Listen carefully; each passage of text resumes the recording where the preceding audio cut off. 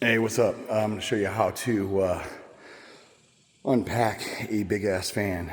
Of course, halfway through unpacking it, but didn't really think to do this video. I should probably do more of these. I've come up against so many things that just don't have an explanation. I'm sure I could reach out to customer service and all stuff, but you can't see underneath this. It comes with this is whatever model, gigantic ass. It's like the biggest big ass fan they have. It's a swamp cooler. It's like 300 pounds, and what do we got? Cool-Space 500. Oh, that there's a bigger one. I think it's the biggest one I could find. But anyways, it comes on this pallet-ish type thing, right? Which is not built to put forks under sideways. So when you're going through doorways and stuff, you got to go wide. So you're talking about garages and stuff like that.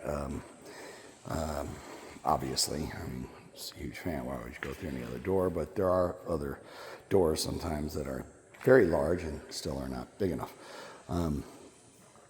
So on this pallet, you would assume that that thing is then affixed in some way to the pallet, and a lot of other large things I've ordered, screwed, either temporary bolts, whatever. It's connected to the pallet itself.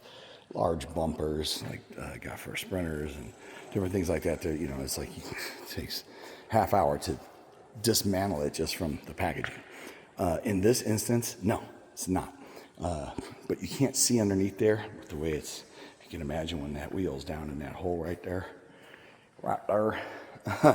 you're not going to be able to see. So I started to take it apart with a hammer, and I'm like, man, this doesn't seem like they did it this way. Let me just try to pick it up. So yeah, pick up one side, and what's cool is the way that they made this. If you look, it's sort of like an actual pallet in there with the planks.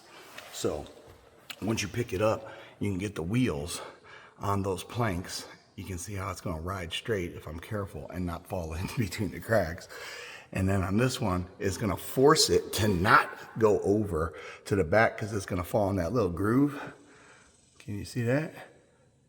So I'm pretty confident if I pick the other end up, I can walk that sucker out until it's on the ground. It's only going to be a foot or two. And then hopefully the clearance is good enough that I'm not going to bind it, right? Might have to do something with like a ramp and some of the plywood. I got a piece of plywood here, so that I don't wedge it. The last thing you want to do is do anything to compromise the integrity of the tank itself, especially right when you get it.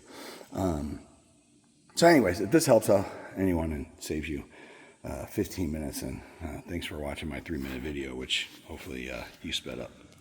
Have a good day, guys. By the way, this is Enchanted Ranch. This is Norm, and we are in Central Texas. Never come across this channel because, well, why would you? You're looking for a solution to your big-ass fan. But this is one of our buildings called Safari Building, a place we bought. It's a resort, hotel, restaurant thing. And, well, watch some of the other videos. There's a lot of shit going on here. All right, guys. Later.